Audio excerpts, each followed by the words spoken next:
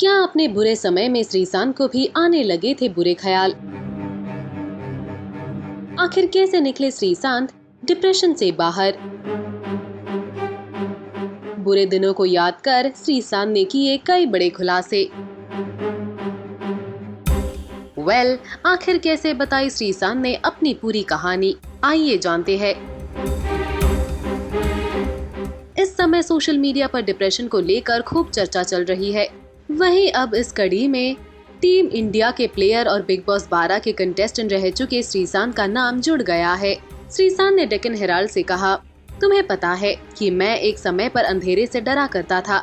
मैं घर से बाहर नहीं जा सकता था और न किसी को घर से बाहर जाने देता था, क्योंकि मुझे डर था कि मेरा या उनका किसी का भी अपहरण हो जाएगा। मैं उस समय गहरे डिप्रेशन में था। श्रीशांत ने आगे कहा, ये सभी विचार मेरे कमरे में ही आते थे, लेकिन जब मैं अपने कमरे से बाहर निकलता था तो मेरे चेहरे पर मुस्कान होती थी, क्योंकि मेरे माता पिता ये सब संभाल नहीं पाते। मैं अपनी कमजोरी उन्हें नहीं दिखाना चाहता था। मैं उस समय खुद पर ही निर्भर था। मैं हमेशा रोता रहता था और ये जानने की कोशिश करता रहता था कि मैंने क्या गलत किया है और मेरे साथ क्यों हो रहा है। मैं ये दोहरी जिंदगी जी रहा था और इसमें बहुत कुछ संभालना था। डिप्रेशन से बाहर वो कैसे निकले, इसके बारे में श्रीशांत ने कहा, मैं दुनिया के लिए श्रीशांत था और परिवार वालों के लिए गोपू, लेकिन मैं अपने कमरे में क्या था मुझे खुद नहीं पता। इसलिए मैंने अपने शौक ढूंढना शुरू किए और उन पर गंभीरता से काम किया। IPL 2013 में उन पर मैच फिक्सिंग का आरोप लगा था। उस समय वो डिप्रेशन में पहुंच गए थे। श्रीशांत ने आगे कहा, 2013 में लगातार मैं इससे मुकाबला कर रहा था। मैं जहाँ देखता था मुझे यही दिखता था। कभी लगा कि यहाँ से निकलना आसान है, लेकिन मेरे परिवार ने मुझे नॉर्मल रखा।